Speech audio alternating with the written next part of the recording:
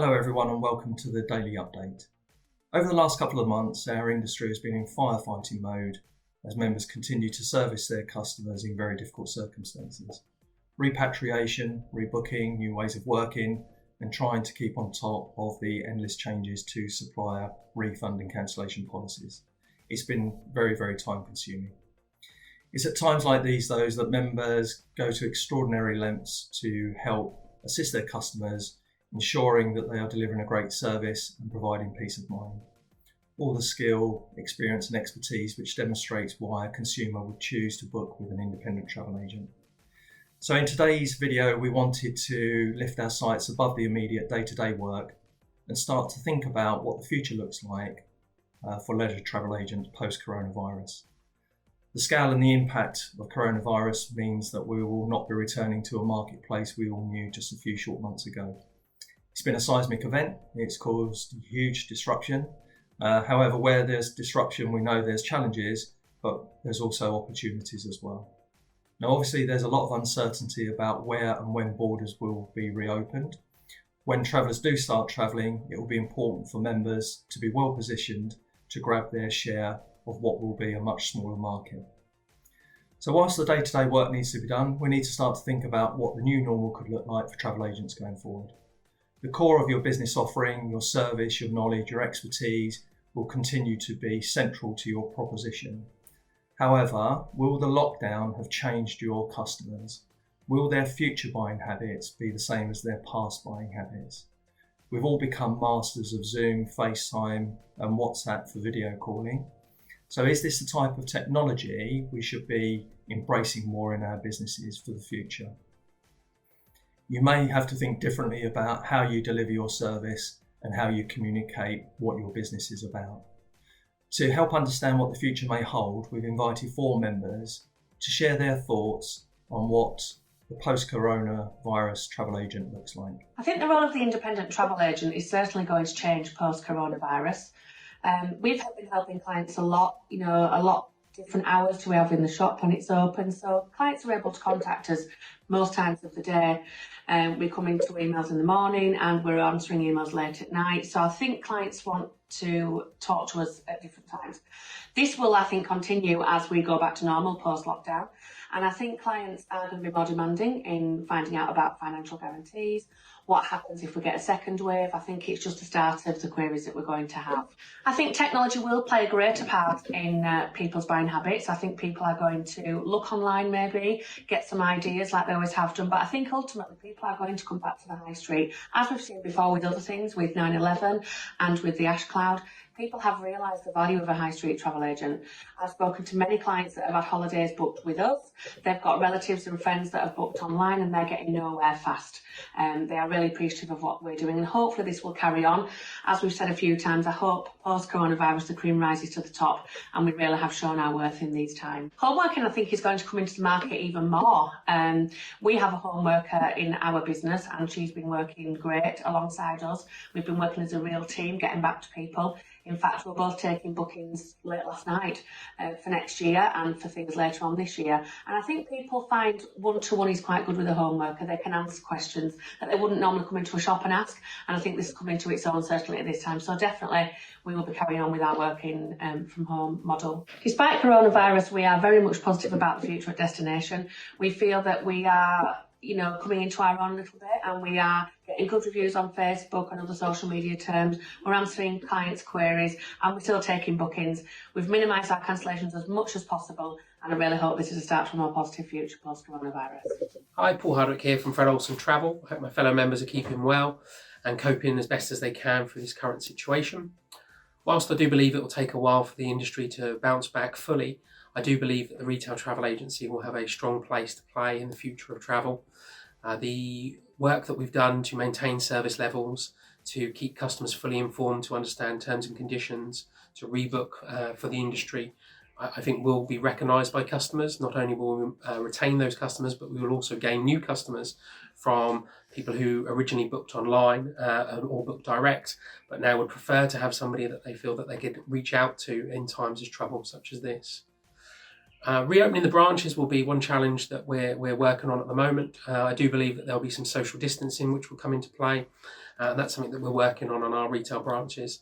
I do believe that means that technology will be need to be utilised as we move forward.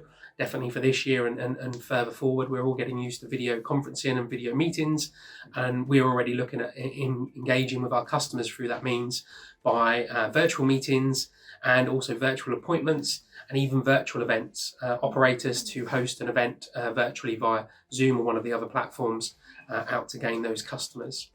One of our key roles, I believe, as we move out of this coronavirus situation will be to work out how we inspire customers, but also understand their mindset about how their travel trends may have changed. When are they going to be happy to book? How are they going to be happy to book? And who do they want to book through and with? That's something that we'll be working on with surveys and speaking to customers regularly. Morning, everyone. My name's Paul Salisbury and I'm the Managing Director of Guru Travel Group. We are a social media-based agency full of home workers.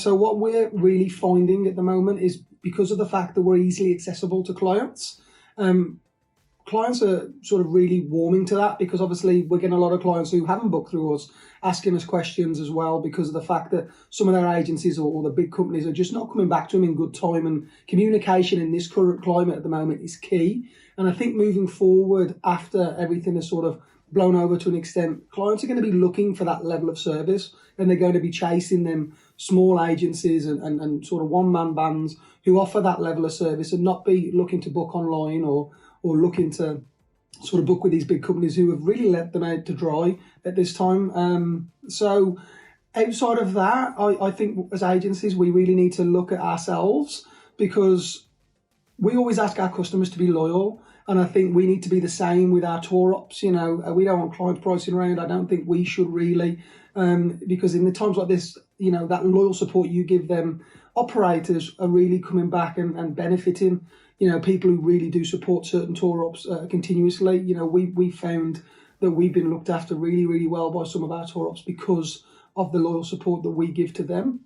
And I think the one thing that I'd love to see out of all of this, and I think if there's ever a right time to do it, it's now, is everyone working together to get this fantastic industry back to where it was. And I think one of the biggest things to do that is if these big ops like Jet2 Holidays and TUI and even Virgin and BA come back to the table and give us that price parity, so we can all work together as one to bring this fantastic industry, like I said, back to what it was prior to this devastating virus that's obviously causing us all massive issues.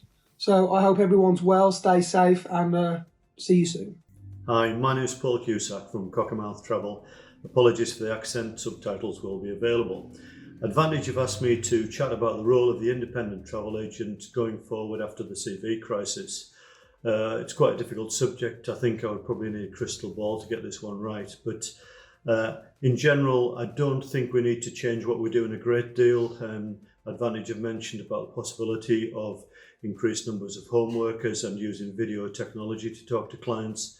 I think that would be a mistake. I think we need to keep on what we're doing, do it well. We might have to have Perspex screens on our desks, but I think we need to return that personal touch and that relationship we have with our customers. We don't want to drive them away from our offices and onto the internet. I think what we are doing will be defined by what happens with tour operators and airlines. I think the short haul market is going to suffer, to become a later booking market. Clients are obviously, confidence is dented a little bit with the refund issues we're facing at the moment. I think the long haul market would be greatly helped if airlines were able to extend their booking windows to 18 or perhaps 24 months. That would allow us to book the higher value long haul holidays further in advance, and obviously customers have more time to plan and save them. But I think the general message is carry on what we're doing, do it well, and obviously please stay safe, everybody. Thank you to all the members who shared their views today, and I hope you found that useful. Of course, no one has all the answers, but over the coming weeks, why not try to set aside some quality time to have a think about how you're going to meet the demands of the future. 3 pointers from me. Firstly, put yourself in the consumer's shoes and think about what their needs and expectations are going to be. Ask friends and family for their input in order to gain an outside perspective. Secondly, Do you need to embrace some of the new technologies that many consumers will now be familiar with? And will this add another level to your service delivery? And finally, what have you learned from this experience? And how can that help you to improve your business for the future? So that concludes today's video. If you're not already following Advantage on social media, so Facebook, Twitter, Instagram, LinkedIn, please do so. We are increasingly using social media to keep members up to date on various changes which are going on right now, and also providing some good business resources to help you with your customer engagement. So thank you for watching and stay safe.